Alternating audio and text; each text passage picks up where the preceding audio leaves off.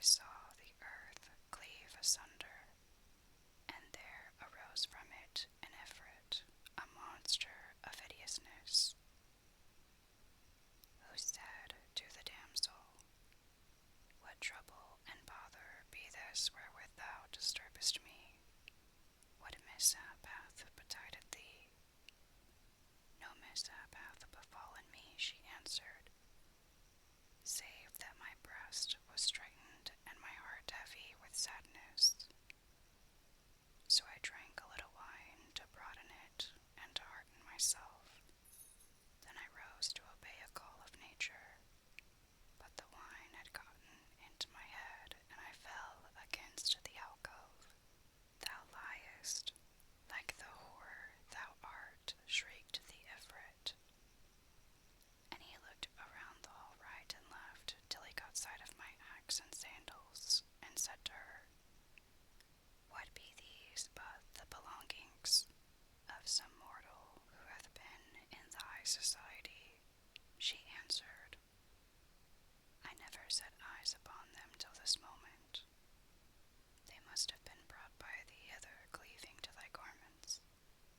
Quoth the Ifrit, These words are absurd, thou harlot, thou strumpet.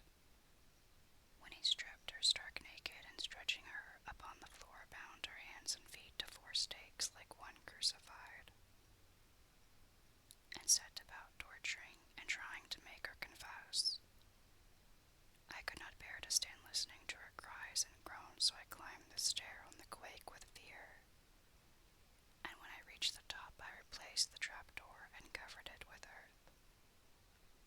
Then I repented, of what I had done with penitence exceeding, and thought of the lady in her beauty and loveliness and the tortures she was suffering at the hands of the accursed Ifrit, after her quiet life of 25 years, and how all that had happened to her was for the cause of me.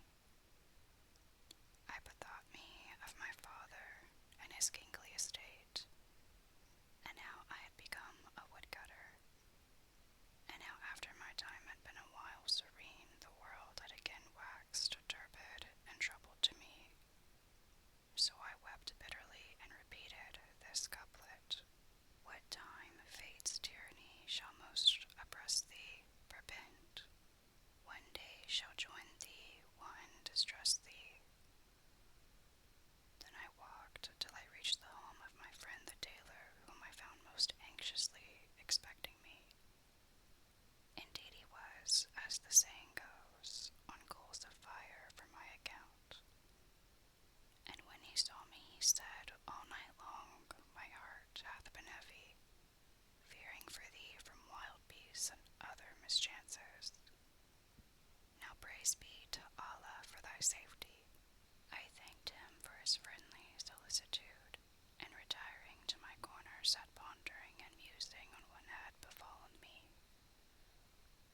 And I blamed and chided myself for my meddlesome folly and my forwardness in kicking the alcove.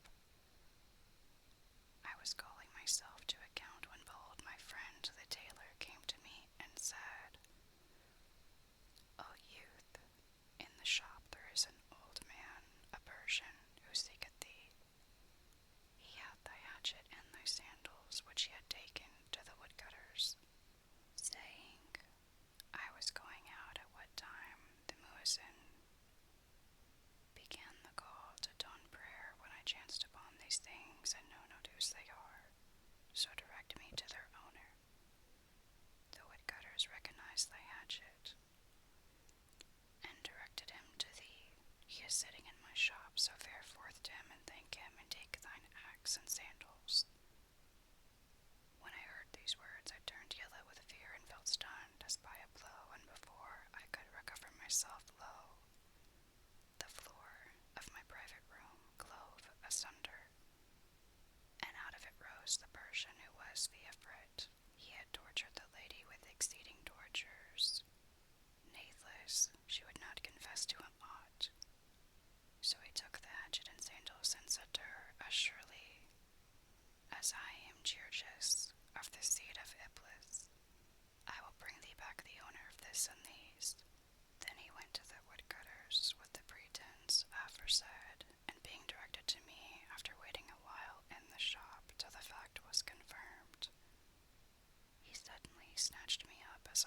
hawk snatcheth a mouse and flew high in the air, but presently descended and plunged with me under the earth, I being a swoon the while, and lastly set me down in the subterranean palace, wherein I had passed the blissful night. And there I saw the lady stripped to the skin, her limbs bound at 4 stakes, and blood welling from her sides. At the sight my eyes ran over with tears, but the Ifrit covered her person and said, O wanton, is not this man thy lover? She looked upon me and replied, I wot of him, nor have I ever seen him before this hour. Quoth the Ifrit, What, this torture, and yet no confessing? And quoth she, I never saw this man in my born days, and it is not lawful in Allah's sight to tell lies on him. If thou know him not, said the Ifrit to her, take this sword and strike off his head. She had the sword in hand and came close up to me, and I signaled to her with my eyebrows, my tears the while flowing down my cheeks. She understood me and made answer also by signs. How couldst thou bring all this evil upon me? And I rejoined after the same fashion. This is the time for mercy and forgiveness. And the mute tongue of my case spake aloud, saying, Mine eyes were drugomans for my tongue betide, and told full clear the love I fain would hide. When last we met in tears and torrents railed, for tongue struck dumb my glances testified. She signed with eye glance while her lips were mute. I signed with fingers, and she kenned that implied. Our eyebrows did all duty twixt us twain, and we, being speechless, love spake loud and plain. Then, O my mistress, the lady threw away the sword and said, How shall I strike the neck of one I want not, and who hath done me no evil? Such deed were not lawful in my law. And she held her hand. Said the Ifrit, 'Tis grievous to thee to slay thy lover, and because he hath lain with thee thou endurest these torments, and obstinately refuseth to confess. After this, it is clear to me that only like loveth and pitieth like. Then he turned to me and asked me, O man, haply thou also dost not know this woman? Whereto I answered, And pray who may she be? Assuredly, I never saw her till this instant.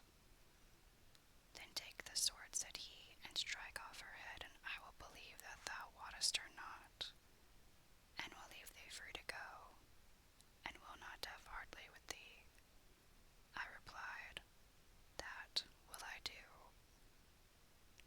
And taking the sword, went forward sharply, and raised my hand to smite. But she signed to me with her eyebrows, Have I failed thee in aught of love? And is it thus that thou requitest me? I understood what her looks implied, and answered her with an eye glance, I will sacrifice my soul for thee. And the tongue of the case wrote in our hearts these lines, How many a lover with his eyebrow speaketh, to his beloved as his passion pleadeth. With flashing eye his passion he inspireth, and well she seeth what kids pleading needeth. How sweet the look when each on other gazeth, and with what swiftness and how sure it speedeth. And this with eyebrows all his passion writeth, and that with eyeballs all his passion readeth. Then my eyes filled with tears to overflowing, and I cast the sword from my hand, saying, O mighty Ifrit and hero, if a woman lacking wits and faith deem it unlawful to strike off my head, how can it be lawful for me, a man, to smite her neck, whom I never saw in my whole life?